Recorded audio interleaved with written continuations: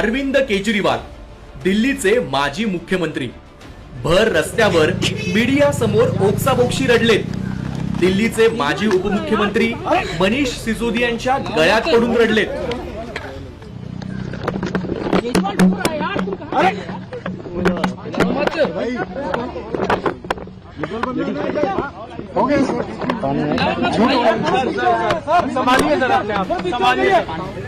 आणि या रडण्यामागचं कारण आहे सुप्रीम कोर्टानं अरविंद केजरीवाल आणि मनीष सिसोदिया यांच्यासह 23 जणांची मद्य घोटाळा प्रकरणात केलेली निर्दोष मुक्तता। यानंतर केजरीवालांनी सत्य पराभूत होऊ शकत नाही म्हणत भाजपवर हल्लाबोल केलाय। कोर्ट ने कहा है कि केजरीवाल कट्टर ईमानदार है, मनीष सिसोदिया कट्टर ईमानदार है, आम आदमी पार्टी कट्टर ईमानदार है।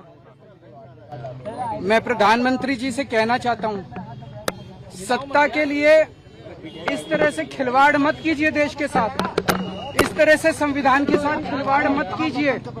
केजरीवाल पे आम आदमी पार्टी पे झूठे केस क्यों करते हैं? अच्छा काम करके सत्ता में आइए।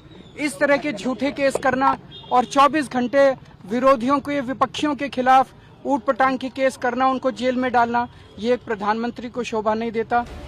अरविंद केजरीवाल यांच्या मागे ईडीचा ससेमिरा लागला तो मार्च 2024 मध्ये। कथित मद्य घोटाळा प्रकरणी केजरीवालांना अटक झाली। केजरीवालांचं मुख्यमंत्रीपद गेलं, प्रचारासाठी जामीन मिळाला आणि तुरुंगातून सुटका झाली। मात्र केजरीवालांवर मद्य घोटाळ्याचा डाग होता, त्यामुळे सत्ता गेली, निवडणुका संपल्या आणि 23 महिन्यांनी केजरीवाल निर्दोष सुटले आणि रडत रडतच मी भ्रष्टाचारी नाही अशी प्रतिक्रिया त्यांनी दिली आहे।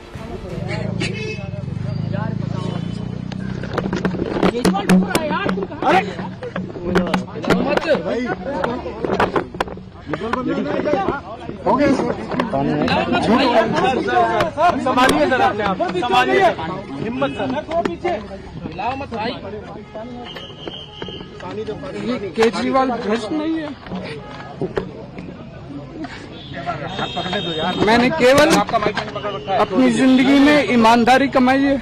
मात्र 2 वर्षांपासून ईडी आणि तुरुंगाच्या चक्रव्यूहात अडकलेल्या केजरीवालांची निर्दोष मुक्तता करताना न्यायालयानं ईडीला जोरदार चपराक लगावली आहे। घोटाळ्याचा नुसता आरोप करून चालणार नाही, त्यासाठी पुरावे द्यावे लागतात।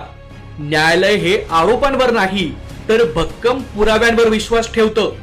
तपास यंत्रणांनी दिलेले पुरावे कमकुवत आहेत।